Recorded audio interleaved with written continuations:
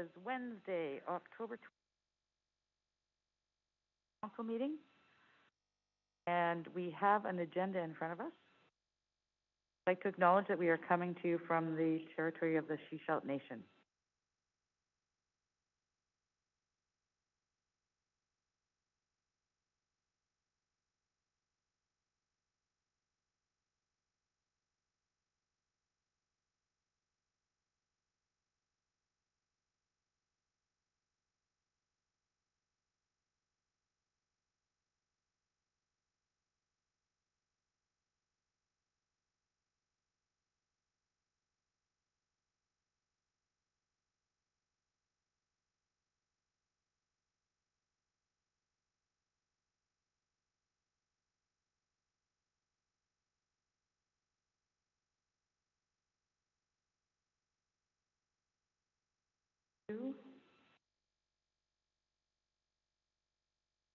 Of Wednesday, October 13th for adoption.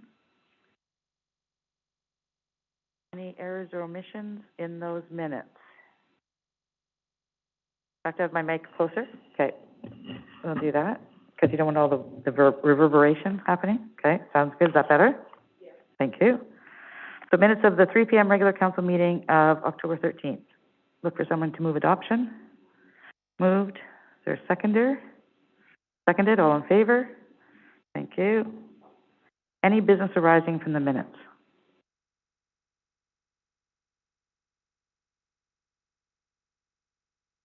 No business arising from the minutes. We'll move on to bylaws, and this is for second reading, item 8.1, zoning amendment bylaw number 25312, 2021 for West Core Lands. Before we go into this, I'd look for a motion to receive all the reports and correspondence. Moved, seconded, all in favor? Thank you. And this is over to our Senior Development Planner.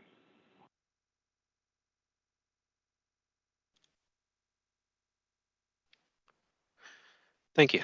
I'll just share my screen for a brief presentation.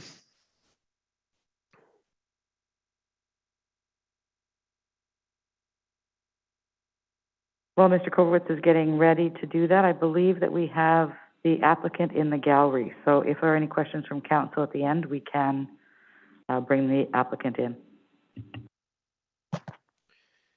Thank you, Mayor and Council. Tonight, we're presenting to you a rezoning application for 5410 Mills Road. This is a development that has been considered by Council a number of times. It's a rezoning application for a 1 hectare assembly of land located in the West Seashell neighborhood, adjacent to Mills Road, between Christian Road and Bly Road. The current proposal is for a 34-unit townhouse and duplex development that includes up to 9 secondary suites in some of the units. A new R8 zone was given first reading on April 21st, 2021, and that bylaw was subsequently referred to external agencies and departments for comment. As noted, the application has been considered by Council a number of times. I've prepared a short summary of those steps. February 26, 2020, the application was submitted. In June, it was given permission to proceed by Council.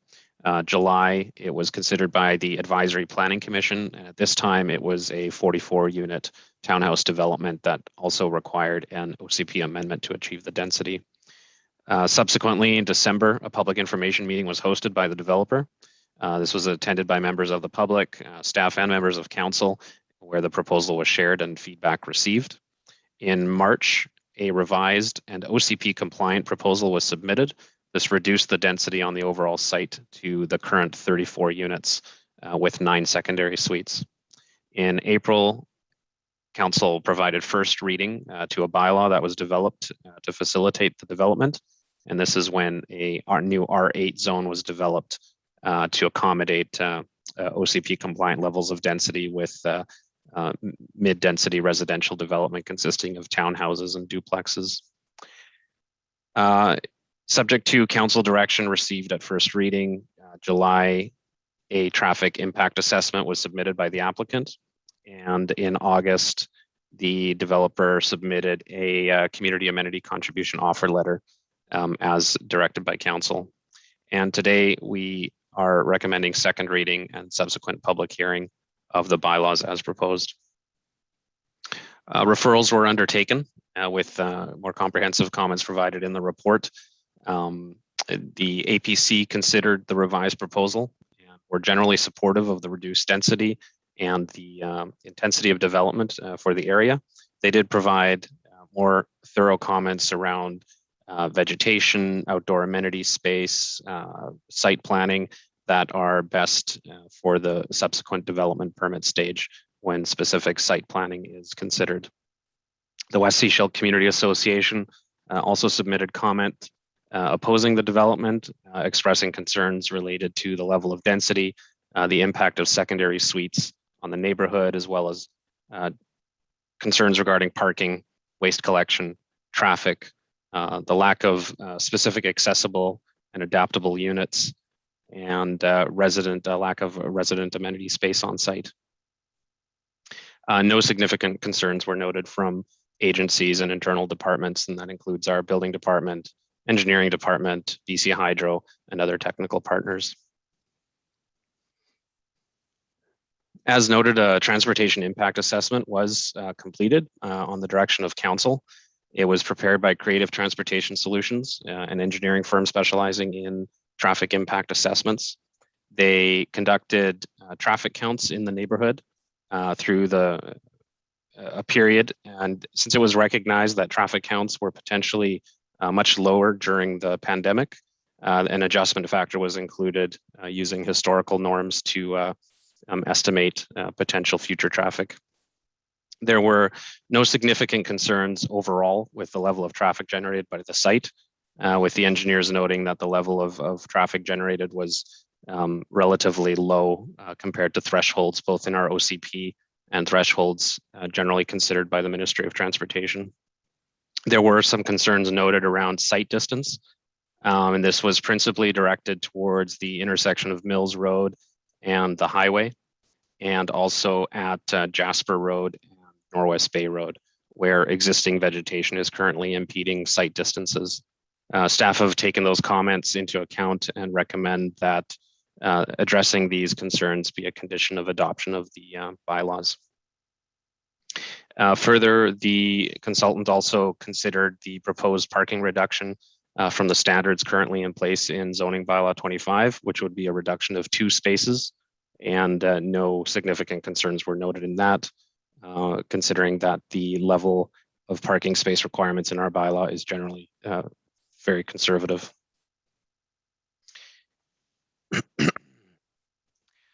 Finally, the developer did submit a community amenity contribution offer letter, and this consisted of a $57,500 contribution to the District of Seashell, community amenity and affordable housing funds. And this was based on $2,500 per additional unit of lift being generated through the rezoning process, additional 23 units over the base density currently permitted of 11 single-family homes. I'll explain more on this in the next slide, but this amenity contribution could be directed towards an affordable housing home ownership program that is offered by BC Housing, and the developer, BC Housing, and district staff are currently exploring options for implementing this program on the site and utilizing the amenity contribution and other contributions to realize that. So the Affordable Home Ownership Program is a ownership program developed by BC Housing. It's been implemented in several communities across the province successfully, and essentially it leverages very low-cost construction financing that BC Housing is able to offer, in addition to contributions from both the developer and the municipality.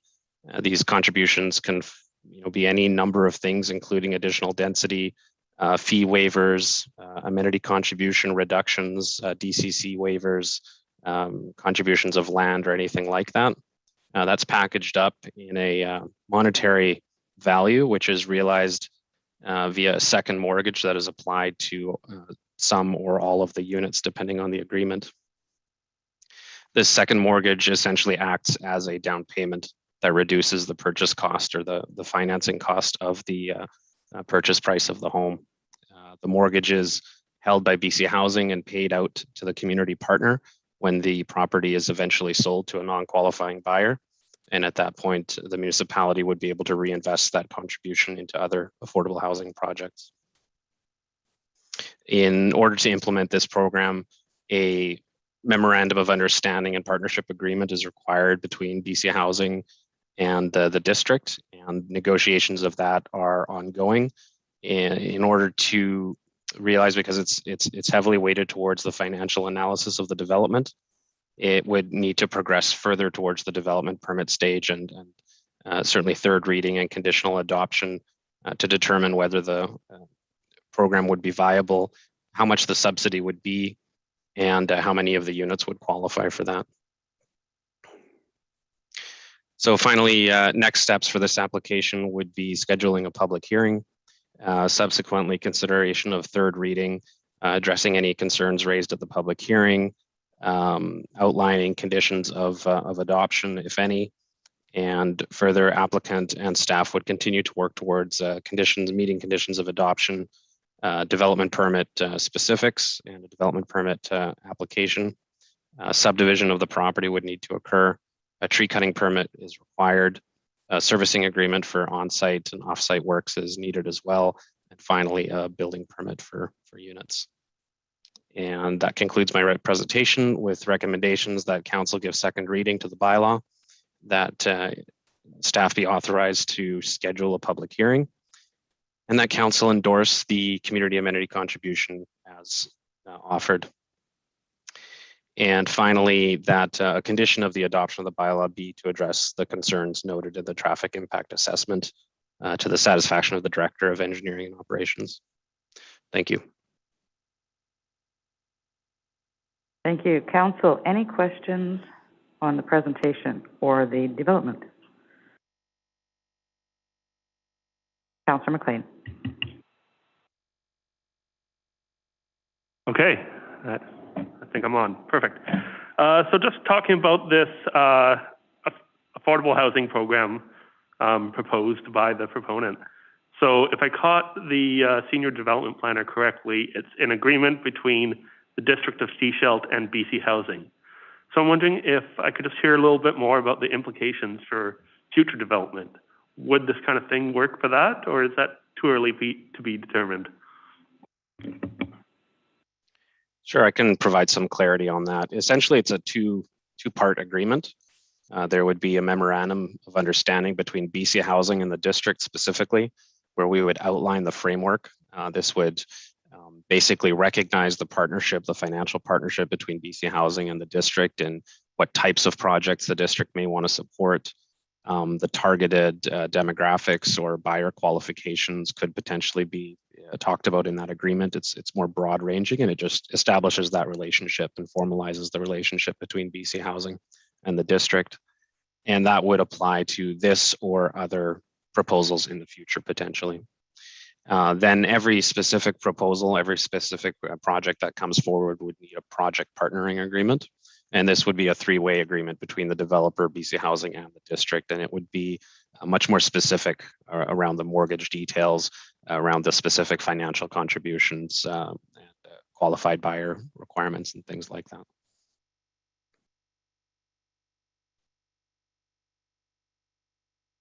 Okay, thank you for that. So just going down to the development level, I know it is to be negotiated, but do we have any idea of how far this $57,000 may get us? Like, is there a number of range of units? Are we talking all of the units, one or two? It's kind of hard to tell at this stage from my perspective. It is difficult to tell at this stage, and it's not purely financial contributions that's recognized by BC Housing. The increase in density on the property that's currently being proposed could potentially be one component of the district's contribution towards the additional units. Quantifying that will require more work with BC Housing and the developer, and potentially a land economist to determine what the financial value of those contributions are.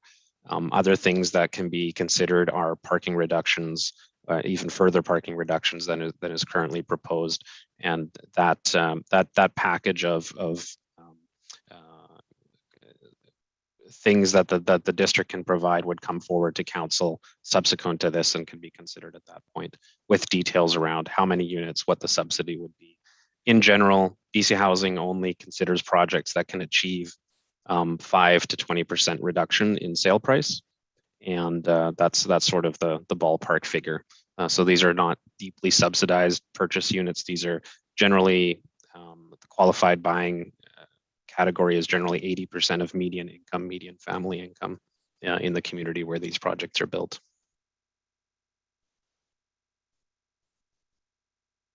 Any other questions? Okay.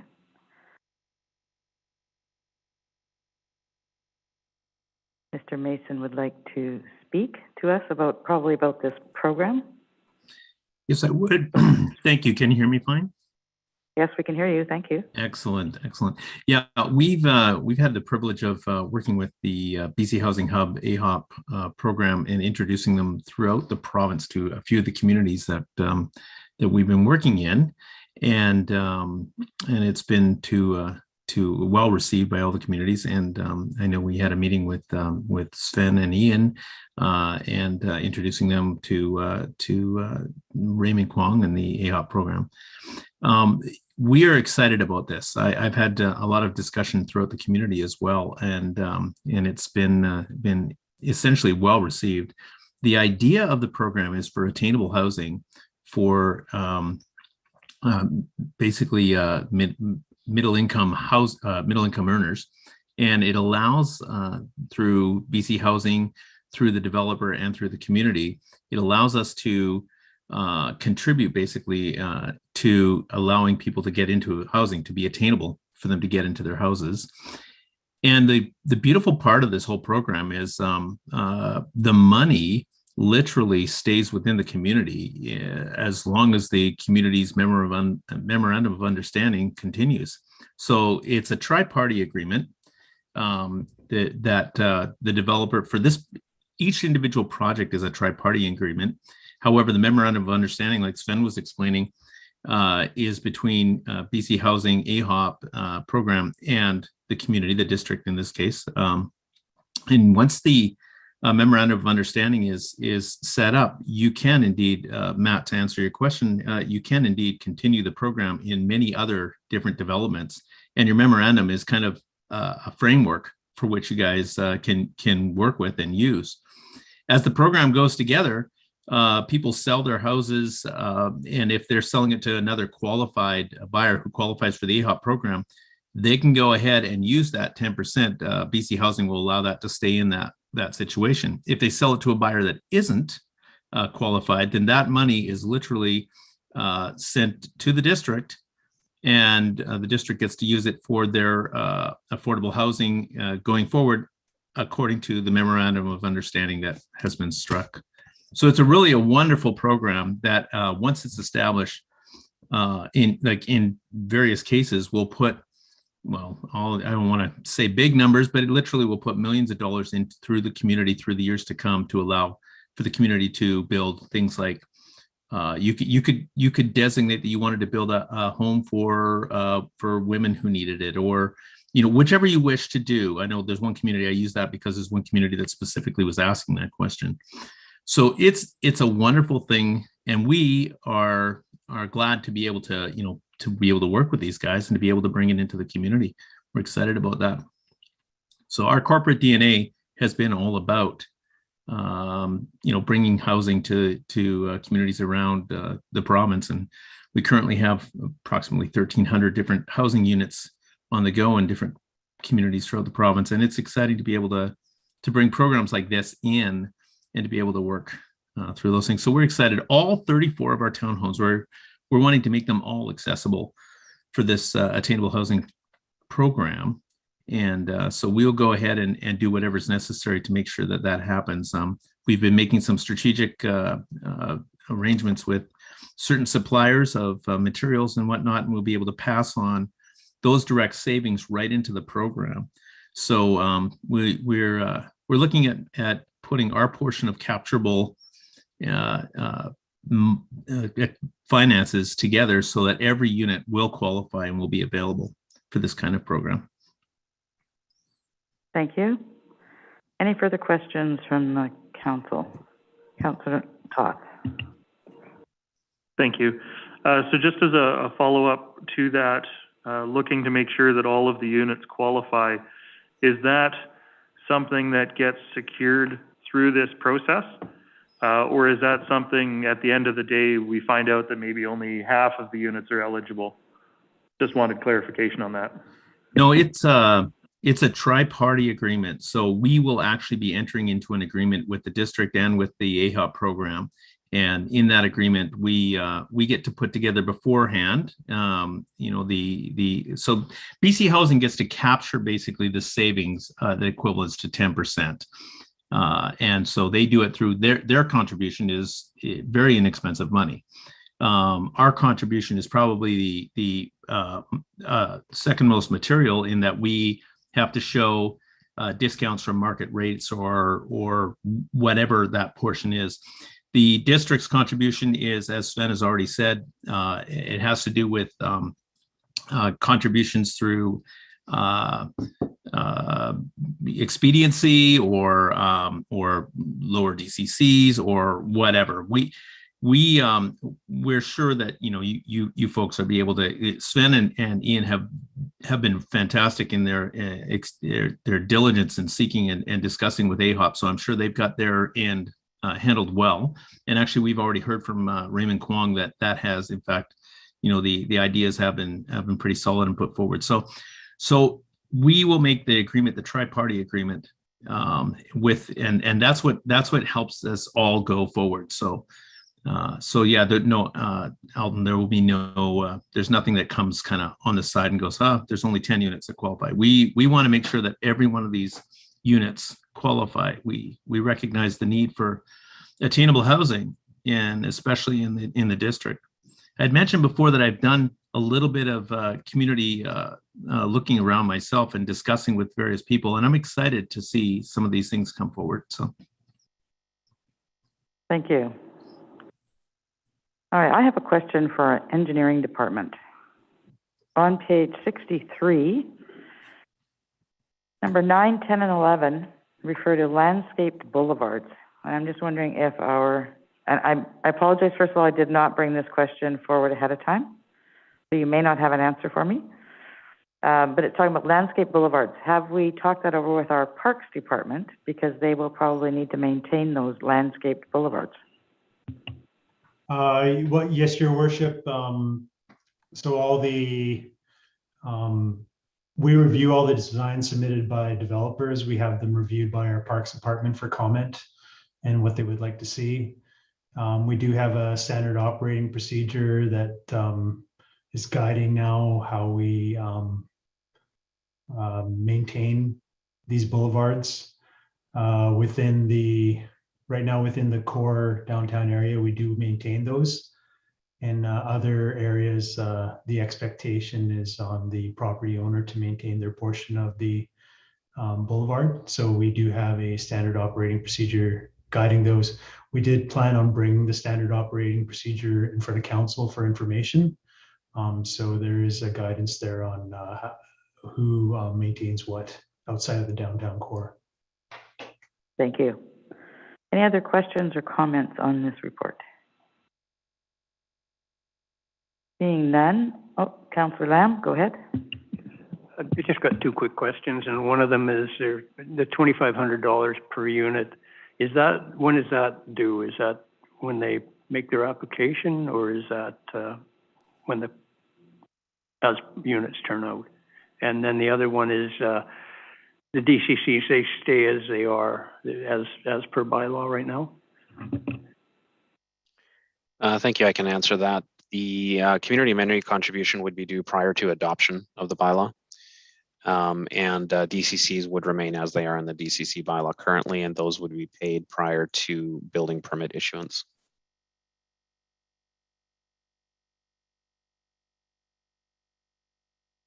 All right, any other questions? Seeing none, there are some recommendations on page 16. What would council like to do? Councillor Toth. if I can do this much talking through a mask. I will move recommendation 2, that council give second reading to zoning amendment bylaw 25-312, 2021 West Core lands. Recommendation 3, that council authorize staff to schedule a public hearing for zoning amendment bylaw number 25-312, 2021 West Core lands. Recommendation 4, that council endorse the proposed $57,500 community amenity contribution as a condition of approval to be paid prior to adoption of the bylaw, and that the amount be split equally between Community Amenity Reserve Fund and the Affordable Housing Fund. And recommendation 5, that prior to consideration of adoption of zoning amendment bylaw 25-312, 2021 West Core lands, the following conditions are met. A, addressing concerns noted in the CTS Transportation Impact Assessment dated July 2021 to the satisfaction of the Director of Engineering and Operations. Thank you. Is there a seconder for the recommendation? Seconded? All right, seeing no further questions. Okay, Councillor McLean? Yeah, Councillor Toth jumped the motion, so I'm just going to speak now. I want to speak to some of the common concerns that I have heard with this development. I did thoroughly read that transportation study. Even with further development in the area, the intersections are at a well-performing rate. That has been studied. I have reviewed their methodology. I am confident that the roads are going to be able to handle development in this area. Looking at the parking in the unit, there is a small reduction. But when we look at development, one of the largest uses of space is for parking. So when I want to balance either a place for a person or a place for a car, I'm going to pick a place for a car. I'm going to pick a place for a person. Yeah. And finally, just on this affordable housing scheme, this is something that the mayor and I have talked about a few times. She likes the example from Calgary with the attainable housing. I looked to the city of Langford, which recently put $3 million into this program just this week. It is a model that it's not affordable. It's just a step in the right direction. It's called attainable. And I think if we can partner, we have a willing development partner in this. So I look forward to the continual discussions in moving this forward. Councillor Toth? Thank you. Yeah, I'm generally supportive of the application. I do have a little bit of concerns about the lack of garage or, individual secured lockup spaces, but that's going to be something the developer is just going to have to work around when they do their marketing and when they sell these units. So that's not really my place. Thank you. Any other questions or comments before we vote on the motion on the floor? Seeing none, all those in favor? Thank you very much. So we're going to move on to item 8.1B, the District of Seashell bylaw number 25-312, 2021, West Core lands. This is on page 144, being a bylaw to amend District of Seashell zoning bylaw number 25, 1987. I'd look for someone to move second reading. Moved, seconded, all in favor? Thank you. Thank you, Mr. Kowitz, for that one. Moving on to 8.2A. This is step 2 of the BC Energy Step Code, and this is our Chief Building Official. Good evening, Mayor and Council. Just have a little brief discussion to give to you. Step 1 was adopted on December 16th of 2020 and enacted in the building bylaw on January 4th of this year. As per the report given to Council on December 2nd, support for the Energy Step Code for buildings was strong, as was recorded in the engagement survey for Step Code implementation. Since adoption of Step 1, the industry has reacted positively, with businesses being able to adapt and provide services in the Sunshine Coast to support the construction of buildings to Step 1, including now a resident energy advisor, which is certified within Upcm. Step 2 will see requirements exceed the prescriptive requirements for energy efficiency in the building code in section 936 by about 10%. Given the acquired skills of the construction industry, we feel this will not pose an excessive burden upon it. In discussion about step code, the cost of building steps has come up several times, and rightly so, but the cost of the energy of the building is also becoming a factor. Recently, we see in Europe that there is an energy crunch, and prices of energy, both electric and fossil fuel, anticipated to go up. Whether this is just a short-term thing or long-term, we don't know. Step code houses and buildings are quite simply cheaper to heat and operate while maintaining a healthy indoor air environment for the occupants of these buildings. There has been discussion that the province will bring in prescriptive requirements in the 2022 building code to be enacted in December of 2020 that will be equivalent to step 3, but this has not been confirmed by a building and safety standards branch from the province. One of the problems with doing this is that the province has agreed to keep the BC building code harmonized with the national building code.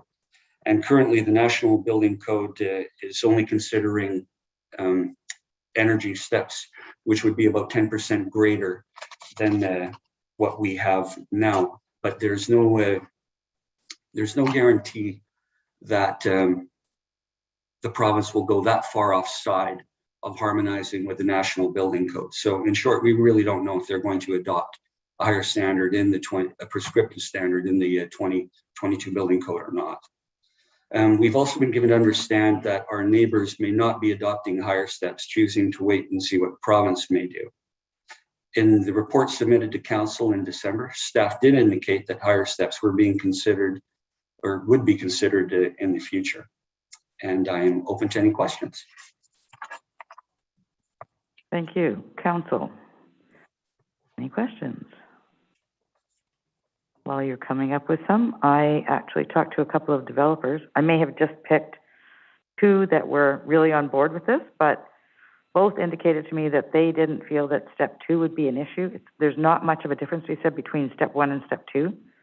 They said step 3 will be a jump for them, but step 2, both that I talked to indicated they were already building to that level. So, and they hadn't heard any complaints from any of the others in the building industry about step 2. Councillor McLean.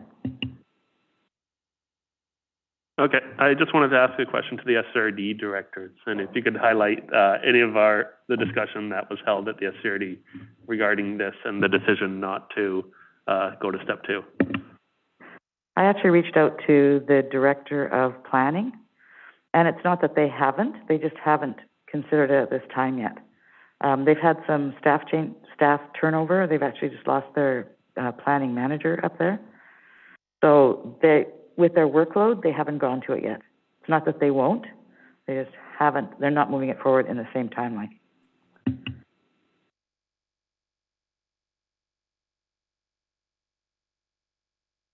Thank you. I'm not, I've been struggling with this one a little bit because, yeah, step 2 theoretically is not that much more onerous than step 1.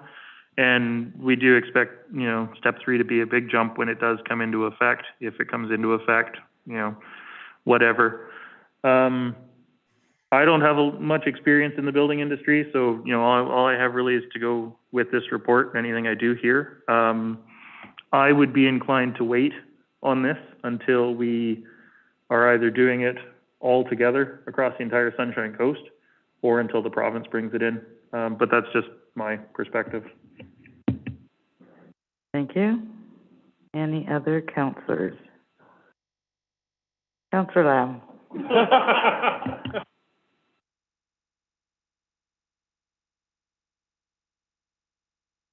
Yes, initially I supported this program, and if all 3 local governments move together, I still don't know if I would support it now.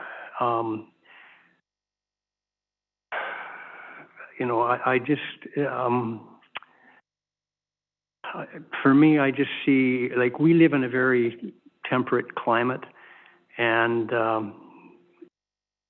you know, my heat bills go up and down, you know, obviously with the weather, like anybody's does, but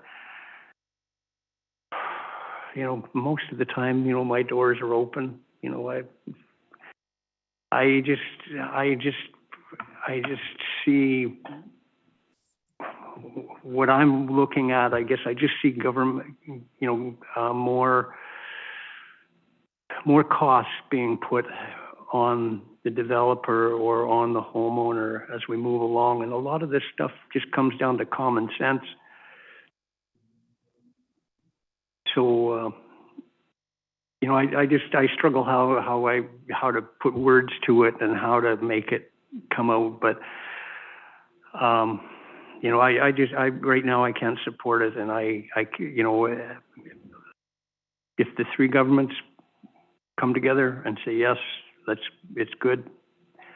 But I would like to have some more input from the locals. And I, you know, if you're in Kelowna or up in the interior, we have a very moderate temperature here. So I just struggle with some of the things that I see coming at us, and then the expense that it puts on the homeowner or the developer. So that's my comments. Thank you. Councillor Scott. Thanks, Councillor Lamb. Your expertise is helpful in this, but basically what I'm hearing is we should probably just defer this until we can get together with the intergovernmental meeting on the coast and come to an agreement there, or a direction there as to what we should do as a group on the Sunshine Coast.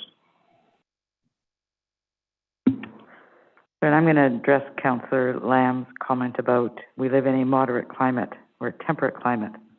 I don't think we do anymore. I think that's the issue. How many people died this last summer from the heat wave? As soon as we start increasing the building standards, we actually help keep the houses cooler. So it is an issue. It is an issue going forward. And at some point, I mean, I can relate to when we moved out here from Alberta, and we were doing stuff in Alberta that they was just coming in out here, and the builders couldn't understand why it was happening. One of the things I remember was wrapping the electrical boxes. It was brought in that you had to wrap the electrical boxes. We were doing that for years out there. So there is stuff that is being done elsewhere around the world that BC just hadn't adopted previously, but that actually really increases the energy value of a house. Keeps it warmer in the winter, keeps it cooler in the summer. Yes, there is a cost up front to implement that, but then you save over the life of the house in your heating and cooling costs. So, Councillor McLean? Yeah, thanks for that, Mayor Seegers. I think I recognize Councillor Lamb's comment about government stepping in, and I can see the value there. But the challenge is that we live in a system where the builder gets to decide how it's built, and less so the homeowner. In most builds, they are able to cut corners, and the people who pay for those cut corners are residents, are the people living in Seashell. So by imposing a higher standard, we're able to improve that quality of life that Mayor Seegers mentioned, particularly in the heat waves, in the cold. We can ensure that our homes are built to these higher standards. In terms of the larger conversation, we do need a unified approach on the Sunshine Coast. I would support having that conversation with other local governments. But the key thing is that the STEP code there's a reason it's called STEP. It's a pathway. We are going to work towards a higher level. The question is, how fast and how do we do that in collaboration with other local governments? That is a question I don't think we've discussed enough. I think we do need to sit down, have those conversations, have a whole Sunshine Coast approach, and not just talk about how to move to step 2, how to get up all the way to step 4, and how we're going to get there over time. Councillor Todd? Thank you. Just a question for Mr. Nias, because I'm not as familiar with the step code as I could be. If I recall correctly, BC is intending to reach step 5 or step 6 by 2032, just for clarification? Sure. For Part 9 buildings, that's small buildings, houses, for example, being a Part 9 building, it would be step 5, which is nearly passive, and it would be completely passive with the installation of solar panels. For complex buildings, the highest step is step 4. Same idea. It's passive building, or net zero is what they say. Net zero energy consumption ready, net zero ready, and it would be net zero with the installation of solar panels. And could you that is indicate by 2032. what year? That is 2032. Thank you. Councillor Kuster.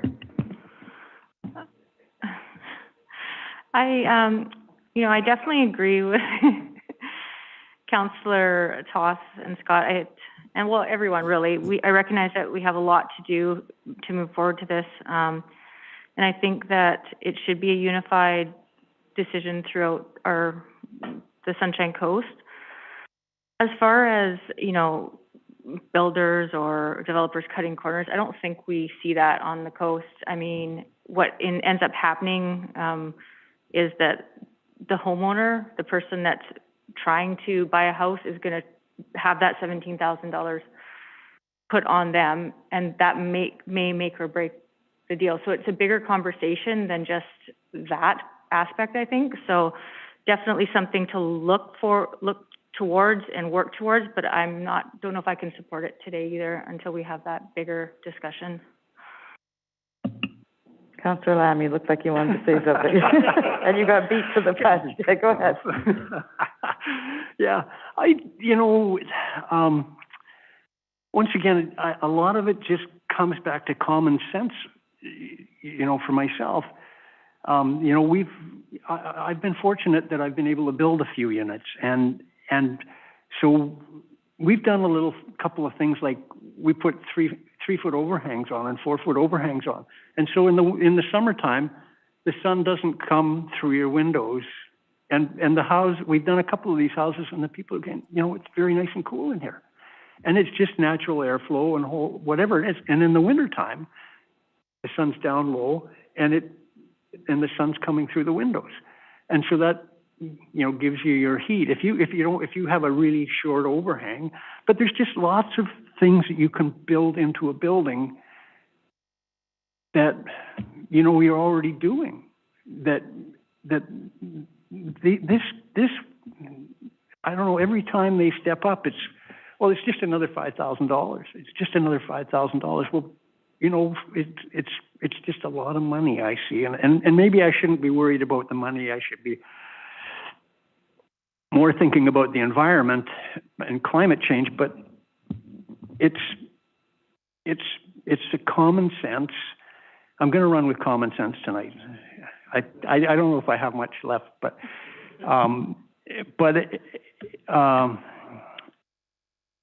I just see, when they I don't know, I just really struggle with new implementation and new products, and we're looking at climate change, and the next thing is you need another semi-load of stuff coming up, because we have to put this semi-load of stuff into the building, and nobody says, okay, well, how much did this we got to build this new semi, and this semi has to get on the ferry and burn fuel to bring stuff up here. So I just struggle with, with the way the whole program works. I'm sorry, I'm a little bit out of my element too. But anyways, I just struggle to support this for right now. And like I say, if all the governments want to move on with this in the future, then I will support it. But I can't support it tonight. Thank you. Thank you. So what I'm hearing from council is that generally we are in support of the step code, but we'd like to ensure that all the governments move forward together to create that uniformity on the Sunshine Coast for the building community. So, would we then refer this back to staff at this point to reach out to the other governments to find out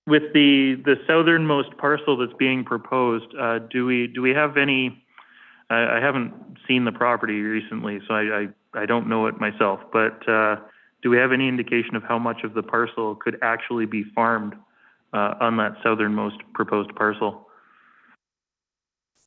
Not completely, but from the information we do have, I mean, it would seem that, most of the parcel of the parent parcel is farmable, does have agricultural potential. So, each lot as proposed would seem to have a fair amount of agricultural potential. There may be other factors. We don't have a detailed environmental analysis or agrologist report to really go in depth on each proposed lot, but certainly the information we have available would indicate that most of the parent parcel, and I would say that each of the proposed lots would have potential, including the southernmost lot.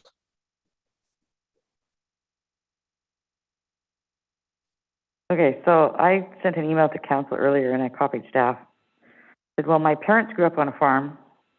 My grandparents farmed. I have aunts and uncles and cousins who farm. I am not a farmer and do not know anything about farming, except they have animals sometimes and sometimes they don't and whatever. I fed sheep and cows and stuff. But I would like to refer this actually to two organizations on the Sunshine Coast who represent farmers here. I've had some preliminary conversations with them, but I'd like to have their input on this to guide us. One is One Straw Society, and the other is the Farmers Institute. I have talked to both. I've talked to a representative of each, and both organizations at this point have indicated they would like to give us some information on this, particularly on what farming looks like on the Sunshine Coast. I won't say any further than that. They have some ideas, but they'd like to look at the property and look at what they feel the best use would be and give us some information back to inform our decision to the ALC. I know in the end it's not our decision, but if we have some rationale for why we're putting forward our decision based on what we're hearing about the economics of farming on the Sunshine Coast, I think that will potentially carry some weight with the ALC. Are there any other comments or questions? Councillor Toth, then Councillor Kuster. Yeah, just looking at Google Earth here on the computer, it's question the viability of farming the smaller parcels, but I am interested in referring it out to a couple of organizations first. I was leaning towards option 3 because again, I am also not a farmer. However, the ALC does know what they're doing fairly well, and we've seen applications come back, through the regional district both ways, approve and deny, based on the technical analysis. Yeah, so happy to refer it out or to go with option 3. Councillor Kuster? My question was, I was just reading the property right now, if you can answer, is it being farmed at all, like with anything on it? It is. It is being actively farmed, yes. Okay, and then it would still, if they subdivide it into like smaller parcels, it would still be in the ALC, just allowing smaller farms or smaller farming. And so why, it says you don't recommend, so what is the reasoning if we're going to get potentially more farming out of it? Just trying to get a little bit more clarification on that. I think that's what we'd be looking to the organizations to give us. Like, is it more viable as a big piece or maybe 2 pieces, or, right? That's the kind of information they'd be able to provide given the history and the economics of farming on the Sunshine Coast. Councillor McLean? So we're looking for information on the viability of farming. That seems to be the core question here. Can we get more farming out of a large lot or a smaller lot? That results is listed pretty clearly in the staff report on page 154. I can read it. It's very evident that smaller parcel size limit the range of agricultural uses and are more likely to be converted to rural residential and non-farm use. This is outlined in our OCP as well. Subdividing farmland is generally not a good idea. You cannot go back once you do it. We have very few large farms on the Sunshine Coast. So we also have very small agricultural designated land that is essentially a residence. So the question here is both, will it produce more goods? I'd say the report says no, the owner says yes, so there is some opposition there. We need to weigh the greater goods as council. There's also a planning decision. Is this where we want to see growth? Subdivision implies that we are going to add 2 more houses in this area. Is this where we want to see that growth? Or do we value the value of a large agricultural land spot? So the final point I have is regarding the expertise. We're not experts in anything. We are citizens who have been elected to represent the views of other citizens. We rely on our expert planners. We rely on talking to people in the community. But at the end of the day, we make decisions as citizens. We just talked about a building one. Most of us aren't builders. We made a decision there. So this is another decision that we have to represent the community's interest.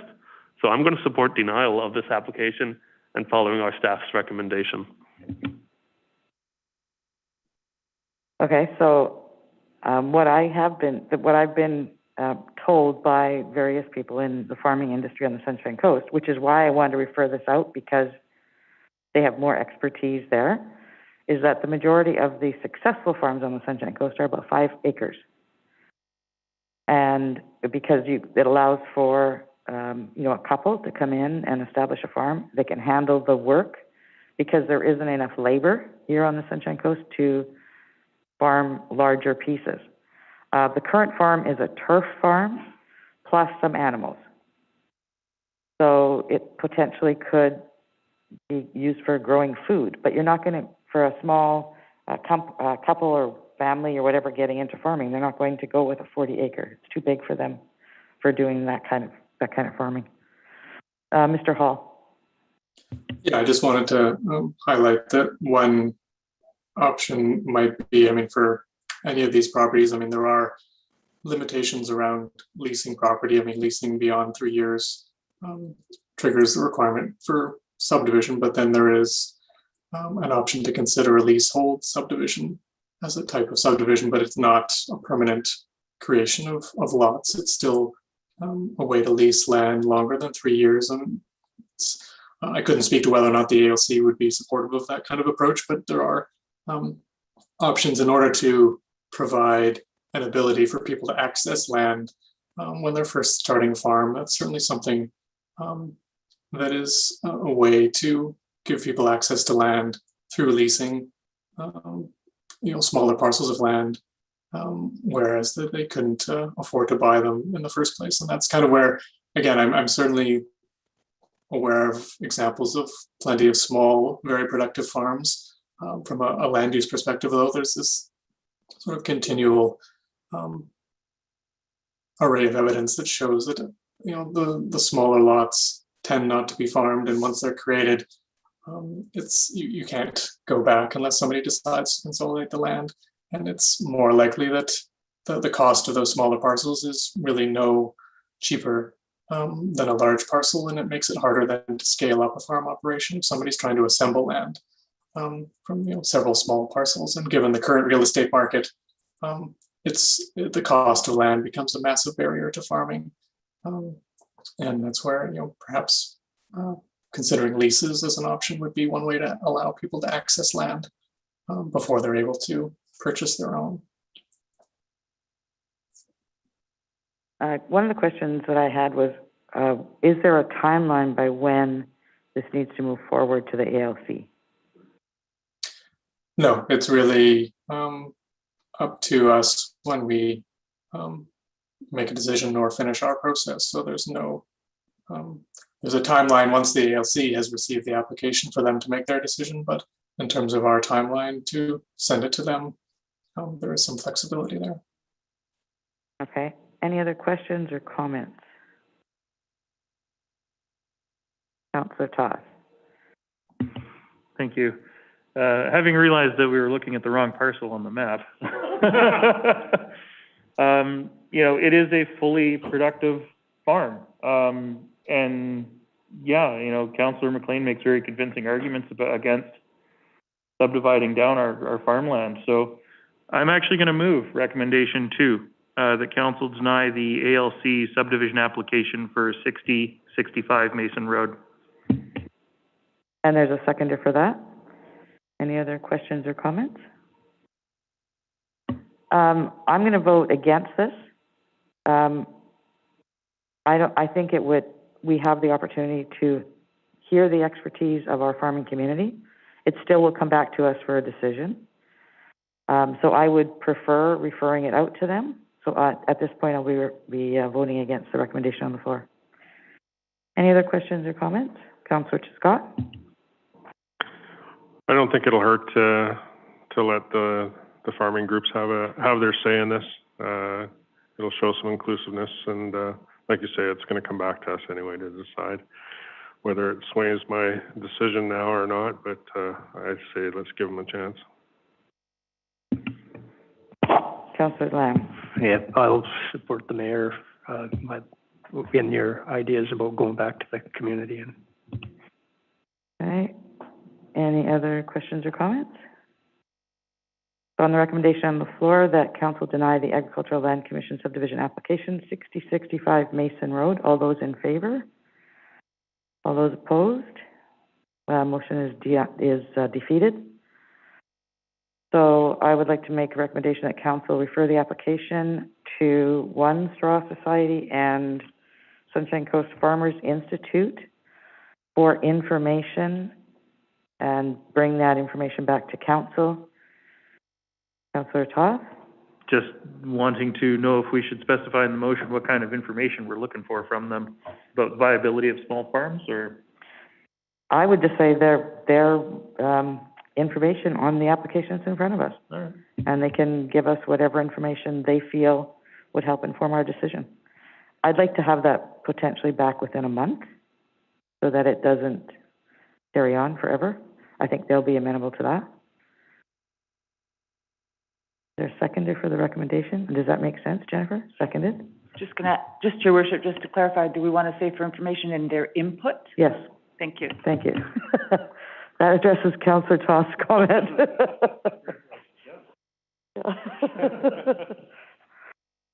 All right, so there's a recommendation on the floor. Any other questions or comments on the recommendation on the floor? All those in favor? Thank you. Moving on, item number 10.2. Thank you, Mr. Hall. 10.2 is a report on the UBCM Community Emergency Preparedness Fund grant application for evacuation route planning, and it's over to our corporate officer. Thank you, Your Worship. The purpose of this report is seeking Council's authority to apply for a UBCM Community Emergency Preparedness Fund grant to complete an evacuation route plan for the community of Tuwanik. The Sunshine Coast Regional District Emergency Program recently completed its first community wildfire protection plan, which examined wild threat in various interface areas throughout the Sunshine Coast where residential and forest interface. The District of Seashell is a member of that emergency program. We do contribute to it. According to the analysis that was done during the protection plan, the community of Tuwanik was identified as a moderate to high-risk region for threat of wildfire.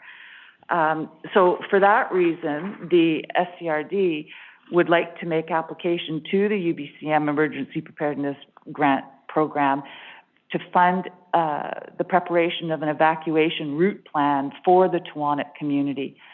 The project would entail hiring a consultant that would collect data, survey the areas, prepare maps, and coherently lay out a evacuation route plan. And that would end with actually hosting a tabletop exercise to prove that the evacuation route plan is workable. Under the UBCM grant program, each jurisdiction may only submit one application under this program. So the SCRD would also like to submit a grant application for, to look at a community within their boundaries. So staff have come forward and asked if the district would submit an application for the Tewanek evacuation plan. As I note in my report, the actual project would be carried out completely by SCRD staff, district staff. Seashell district staff would not, their resources would not be required. This is also 100% funding, so there's no matching funds or anything. The maximum money that you can get up from the grant is $25,000, and SCRD staff have prepared a budget anticipating the project will cost $27,000. If we don't get the grant, the project doesn't go ahead. If we do, it does. So it's in front of you for authorization to complete the, oh, sorry, I should have mentioned that the application, the grant application is attached to my report. It was prepared by SCRD staff, and if council approves it, district staff will submit it. Thank you. Thank you. Any questions from council? Councillor Toth. Just a comment in that looking on page 169, it does identify that not only, wildfire protection and resiliency, but also flood risk assessments. I think, it's pretty easy to go, well, Tewanek's at the end of one road, the way out is on that one road. But if that one road, which has multiple bridges, is washed out, then what? And so I think that's where this bigger operation, this bigger look is necessary. So I am happy to move recommendation 2, that an application be submitted to the UBCM Community Emergency Preparedness Fund grant program in the amount of $25,000 to prepare an evacuation route plan for the community of Tewanek. And is there a seconder? Seconder for the recommendation. I was going to say that I have conversations with the fire chief occasionally, and one of the areas that he's specifically concerned about in Seashell is Tewanek. He has actually told me that he's put together some rudimentary evacuation routes should something happen in the area, and they're in all the fire trucks. He would love to have this done so that he has a level of assurance around the evacuation should need to be required. So there's a recommendation on the floor. All those in favor? Thank you. Moving on to item 10.3. This is the Engineering and Operations Division Capital Project Updates of October 20th, 21. Any questions, comments by council? Councillor McLean. Yeah, just a quick one on the Reef Road bike lane. This project has kind of been sitting on the back burner for a little while, and I believe it already has had an extension with the grant. So just looking to see if the estimated completion is still within the extended grant timeline.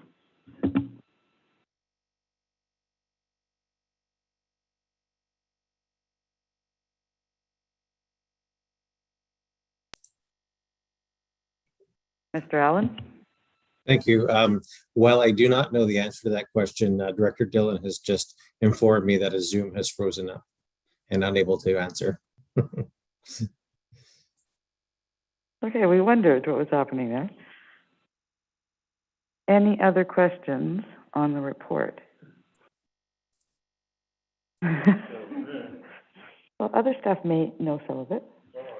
Go ahead, Councillor Toth. Thank you. Maybe Director Dillon is back with us. Maybe somebody else knows the answer to this. Looking at the Reef Road bike lane project, I'll give it a second here. Welcome back, Director Dillon. Looking at the Reef Road bike lane. My apologies, my Zoom froze for some weird reason. All good. So yeah, looking at the Reef Road bike lane project, are we looking to try and do this work in conjunction with the active transportation project on Mason Road and across to Connecticut Park? Like, are we going to try and do it all at once? Your worship, to answer Councillor Todd's question, the two projects will be done separately. So their timelines don't align, and one, I believe, has a grant deadline that might be a little bit sooner than the other. So we're ready to go out with the RFP documents for the Reef Road one. I think we're pretty close to design there. And the other one, we still are in a very early timeline for design. We haven't even done the preliminary for the big active transportation project that we're doing through West Seashell, the one that we received the 3.2 million for. So they will be done separately. Thank you. I have to say it's nice. Sorry, Sorry, just go ahead. one more point is that it's more critical for the Reef Road bike lane that the Cook Creek culvert be done for that one. So those two are being set up to align. All right, I think to say it's nice to see the Wharf Avenue sidewalk improvements when we're moving forward. I saw somebody wandering down there today in the dark. It was hard to see them. They were just wandering down the road. Any other questions on the report? Seeing no questions, thank you. We really appreciate the report. Keep them coming. Thank you. So council reports.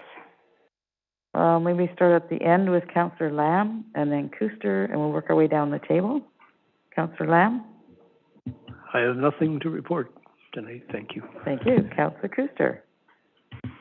I don't have a lot to report. I just wanted to mention that I had the opportunity to take a cedar bark basket course with Jessica Sylvie, and if anyone ever gets the opportunity to, work with her, she's an amazing lady, and she's got great stories, and talks about reconciliation and her life growing up here on the coast, and it's pretty amazing. A few hours with her, so. Thank you. Councillor McLean. I have nothing specific to report, but I do want to note that today is October 20th. Exactly 3 years ago today, we were all elected. So we have a little less than a year to go. And I just did a little bit of reflection on that. And I think one of the things that I'm proud about is creating a more walkable community. I look at the example of Trail Avenue, of Wharf Avenue, really investing in those pathways, seeing potential with this Bike BC grant through West Seashell. Being able to walk to West Seashell Elementary on a safe path is going to be massive. I'm really happy that we're going to be able to address that real soon. Going into our last year, I look to continue this trend towards more walkable communities with a keen focus on development. Looking at development such as the TELUS proposal, the ebb tide, the community services, those developments are all very walkable, very close to our downtown. And that's the kind of community that I'm very proud to help build. Thank you. Councillor Scott? Nothing to report from me. Thanks. Thank you. Councillor Todd? Thank you. I don't have any council-specific stuff to report. I did participate in Director Donna McMahon's Elder College course. Tuesday, I guess that was on Tuesday, week 4. That was really, it was a really fun discussion. There was a counselor from Kitimat and a director from the rural area of Central Kootenay Regional District who was also on with me. So our discussion lasted about an hour, and we talked the good, the bad, the ugly of local government and politics, and how we all got involved in politics in the first place. So that really segued nicely into the idea that it's been 3 years. Like, here we are, we're, only a year to go. And I didn't really make any notes about that, but since you brought it up, the being back in person is amazing. I know we're missing Councillor Rowe tonight, but I haven't sat at this table for a meeting in 19 months myself. And yeah, it's fantastic to be here. We do have members of the public here. And I know I've been getting regular phone calls from one of them asking when she can come back. So it's starting to feel a little normal again. That's really all I have to say. Thank you. To your active transportation, I had the opportunity to spend a couple of days in Victoria this past weekend. My daughter and granddaughter came out for a week, and so I went and spent 2 days with them, and we rented bikes. And I mean, I bike, but I'm not a biker. So in one day, I did 32 kilometers, and their bike paths are amazing. So I sent an email to the mayor and told her I'm jealous of the infrastructure they have there. So anyway, I have a few things to report. Community Association budget asks. A number of us have been attending those over the last couple of weeks. Nice to hear in person what they are looking for. And what also is really nice to see is that we're actually moving some of those projects forward already. Some of them have been on their list for a few years, but it takes us a bit of time to get those moving forward. I had the opportunity to open 2 performance events for the Seashell Arts Festival. The first one was Dances from Home, and the other one was Marcus Mosley Ensemble. That was Marcus Mosley himself with a choir behind him and a small band. And that performance was dedicated in the memory of Bill Moisey, who was a local resident, multi-talented, who passed away this last year. And his wife was actually in attendance at that session. I met with the hospital director, Marie Dupereau, and one of the things that they're looking at the hospital, again, is housing as well. The VCH has actually determined that they would consider building and or buying housing for hospital staff. It might be that they would provide it for 6 months and then the person could find something else, but they're finding that they're hiring staff who then can't find a place to live here, and so then they're moving away, and they need a lot of housing there for staff at the Sunshine Coast. The regional call with Minister Osborne has started up again. This one was with UBCM President Lorianne Rudenberg. One of the things I noticed on this call was previously all the calls we had, people were talking about COVID and impacts of COVID. And the conversation at this meeting seemed to shift. People are knowing that, yes, we are slowly coming out the other side. What does it look like? How do we get things moving? Some of the development issues, et cetera, that people are starting to come back to. So the conversation shifted, and that was quite nice to see. I had a meeting this past week with Sunshine Coast Rotary. They are going to poll their members and see whether or not they could move forward with the gazebo project on the pier. We did not get any of the grants that we applied for. So if they do that, it would be a joint project. They would come forward to us and ask for us to allow that to go forward and basically work with them on that. I attended and partook in the Davis Bay Wilson Creek Summer Park Community Association afternoon tea. I'd like to thank Councillor McLean for recommending that the Community Association go through with that. And then he came at the beginning and handed me a bunch of resource center seniors resource books or whatever with all the resources on the Sunshine Coast and frequently asked questions. And I gave them out. I need more for the next one. They were well received. The people who attended loved it.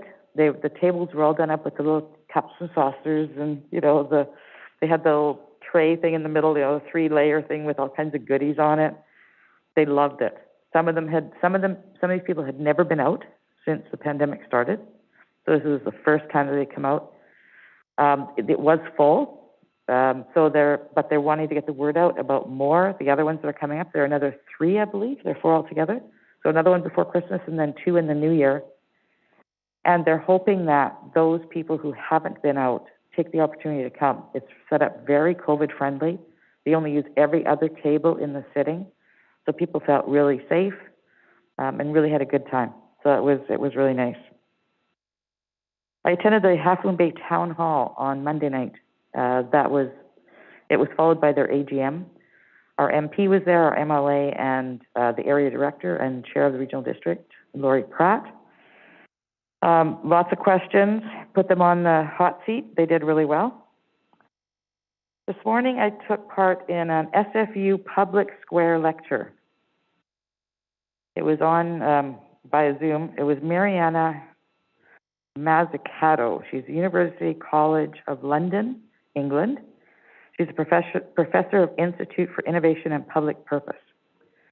And what drew me to this was earlier this year I read that the BC government has teamed up with her to develop a long-term economic plan that will steer the province post-pandemic. And that's with Minister Kahlon of Jobs, Economic Recovery and Innovation. So it'll be interesting to see what comes out of that and how we can tie into that. So this was giving her perspective. And one of the things that she said was that we talk about the economy as something separate from everything that we do, where in fact, all of the policies and procedures and things that we put in place determine what the economy is going to be like. So it's flipping it on its head. And there's different examples, and there's some references and whatever. So as I have that information, I'll forward that on to you to read, perhaps review her little session. I had a session today with the Community Action Team, and we were just notified that our funding was approved for another year. No information yet on what the funding is. It was just a one-liner that the funding's been approved. So more information to come. One of the programs that is up and running, has been up and running for 2 weeks, is called Straight to the Point. That is where we have peers working with the Downtown Business Association, and they're going around and cleaning up the neighborhood. And Starbucks has actually stepped up and offered free coffee to all those who do shifts.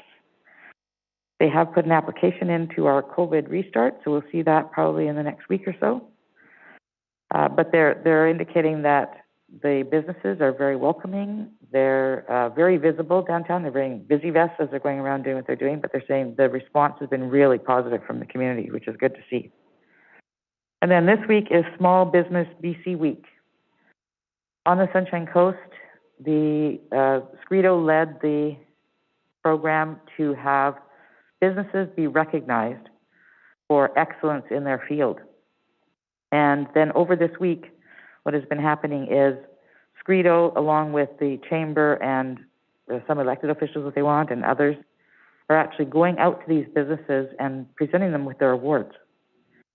And then while they're there, we actually have a small questionnaire to have them fill out. So I've talked to some of the others who've taken part in Gibson's, et cetera, Roberts Creek earlier this week. They said it was very informative. They learned a lot of information. So I'm doing that on Friday afternoon and looking forward to seeing that. I think that's all I have. I'm going to turn over to Councillor Toth for his SCRD report. Thank you. My SCRD report was included in the agenda package.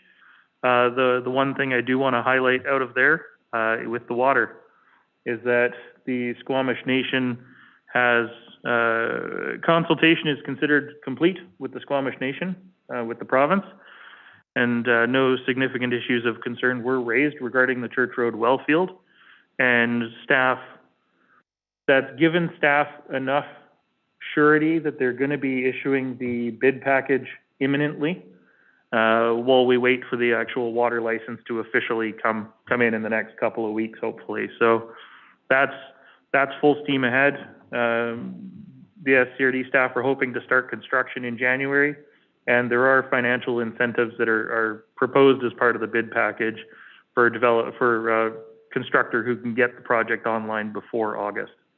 So yeah, that's the big update. Happy to take any questions based on the report.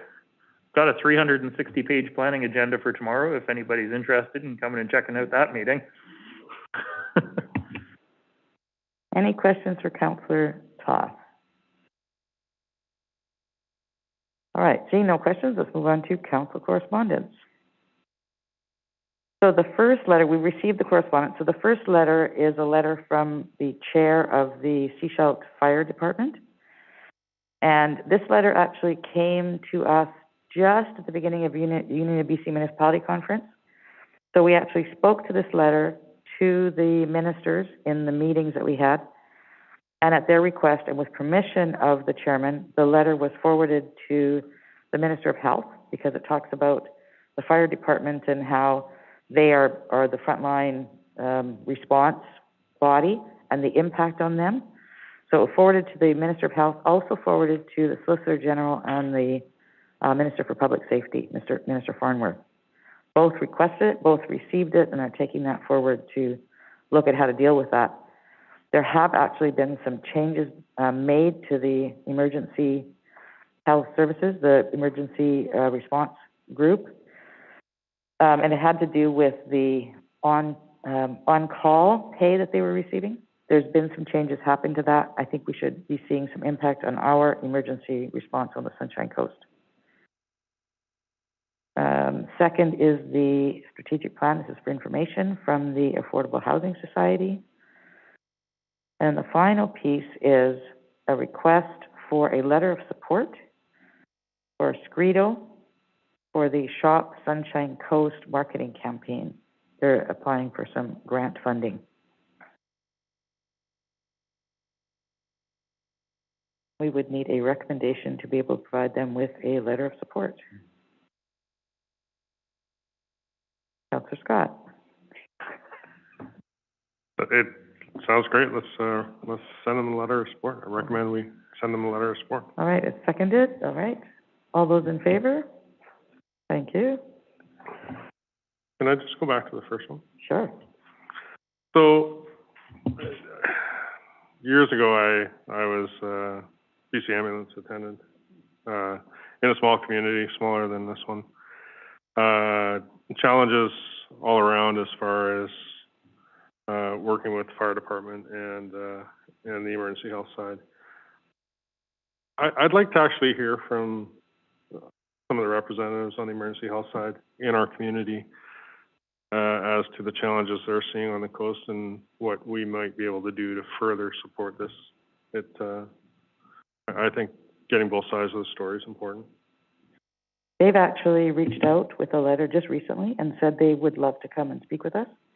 So we will ask them to come and have a conversation. Great, thank you. Thank you. Any other comments on any of the correspondence? All right, are there any emergency items? This is your time to shine. No, Your Worship. Thank you. I'd look for a motion to adjourn. Moved and seconded, all in favor?